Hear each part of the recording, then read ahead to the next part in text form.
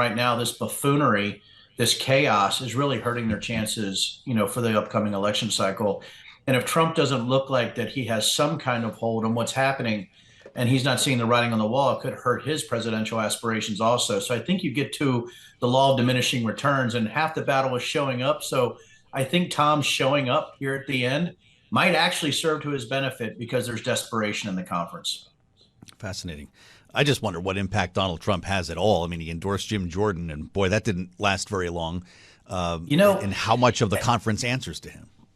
Yeah, though, here's the thing is, Jordan still got 200 votes on that first, merry-go-round, even though, a lot of those people were voting because of fear and really abject cowardice at times, I think, because that's what happens, right? You're reacting to your district, you're reacting to polling, you're reacting to your local committees.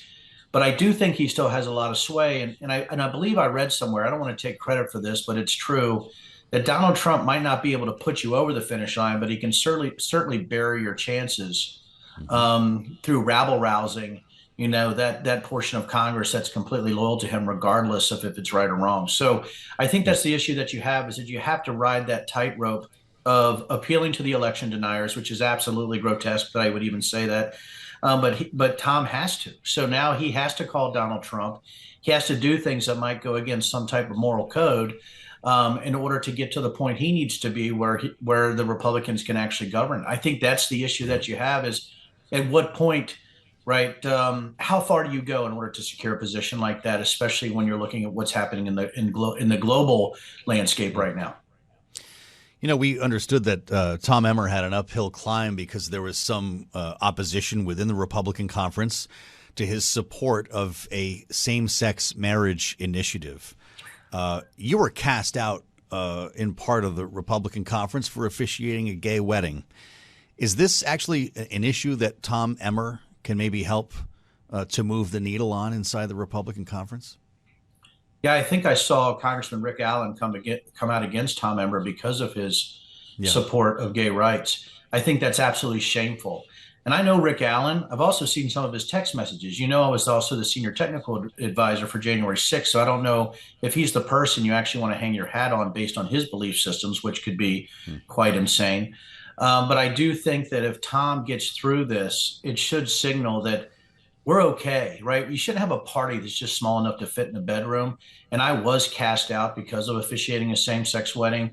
I would hope that this actually furthers, marriage equality and same-sex rights, because I think the Republican Party should be about freedom of the individual and not this bizarre sort of Christian nationalism tilt that they're having right now. So I think Tom being on that side is obviously the right side of history. And I would hope that signals some kind of push forward for equality across the board. But I'm not trying to be pessimistic here, but looking at some of the individuals in the Republican conference now and where they're slanted, I think that's still going to be an uphill battle. But Tom being there based on his support for equal rights or for equality, I think is a very positive thing. But again, I don't think it really changes where the Republican Party is going right now, sadly. Well, where is the Republican Party going, especially in the House? Congressman, you know more about this than most. We talk about the five families on the air on a regular basis. We certainly know the Crazy Eights, as I think Kevin McCarthy likes to refer to them. But even if Tom Emmer gets this done, he closes the deal while we're still talking, that's just the beginning of the hard part, right? I mean, my goodness, how do you govern this conference? And will he suffer the same fate as Kevin McCarthy? I feel like anybody who's speaker right now is really the frog in the pot of boiling water. Yeah, it's getting hot, Congressman. So it just slowly turns up the heat until they're done. They're just gone. And I think Tom making it a year would be a miracle if he were to even get through. You make such a valid point. Really an intelligent point is that what happens when you win? Tom is going to be the dog catching the car. So I think that's the issue that you have right now in the Republican conference. Wow.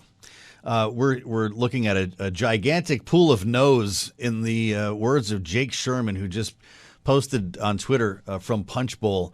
The roll call vote is over. 26 House Republicans said they would vote for someone else besides Tom Emmer when this goes to the floor. What does that tell you? It tells me I think my 3 out of 10 chances were correct. There we are. Again, these individuals are going to vote. I've been there. They're looking for deals, but you also have true believers. And the issue that you have with the Republican Party and where they're going, back to your original question there, and I apologize because I definitely want to answer it. You have individuals that aren't based on any type of facts-based policy making. They really are relying on fantasy, or they're really relying on the ignorance of their base, the way that they're voting and the way that they're talking, even with media and with press. You can't. We're to a point in our history. You can't have election deniers, people who actually rejected the electors based on a multitude of conspiracy theories that are so outlandish that a 6-year-old wouldn't believe them. But you have these individuals that are voting based on that mindset for things that really affect the United States of America on a global scene, but also domestically when it comes to actually monies and expenditure of monies and what happens to public services. So the Republican Party, I think, needs to get back to facts-based. But the fact that you just saw, or what Jake Sherman put out there, I think you see people that are voting based on a base that's been radicalized and weaponized through disinformation. And I think it's going to be very difficult for the GOP to turn that around. And I think that's why you see the difficulty in getting a speaker, because the facts-based and the truth-based, anybody who has any real semblance of wanting to make policy based on data are being pushed aside by the fantasy-based individuals that are in the conference right now. And I think that's where the GOP is. And I think it's going to go that way for a while. Speaking of where the GOP is, you tweeted this morning ahead of all the rounds of voting, 7 Republican candidates for Speaker. At that point, we had 7 for those who weren't following too closely. 7 Republican candidates for Speaker supported efforts to overturn the 2020 election. You write, many of those were my former colleagues in the House. My message to them: I saw the data from the January 6th committee. The election was not stolen. Denounce Trump. Put people over party. Will Tom Emmer do that? I think, Tom was, one of those few in the conference that voted to affirm it. And I hope that he can. But even with Tom, somebody who I've known for a while and had real frank conversations with, I think it's going to be a very difficult battle for him. I think trying to actually rally a conference that doesn't want to be rallied, or that delights in this type of political crazy making, and really is loyal to Trump over constituents and what happens in this country. I don't know if I think Tom is going to have an amazingly hard uphill battle trying to join those factions together. I don't think as William Wallace, in the movie Braveheart, said to Robert the Bruce, unite the clans.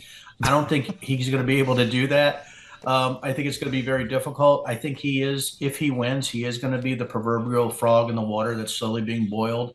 I think it's going to be very difficult for him to get through, and it's going to take a master's class in politicking. But sadly, that means making deals with people that, frankly, don't want to know the truth and would rather base their decision making on some kind of bizarre direct link to the supernatural that they think they have. And I think that's the issue Tom's going to have.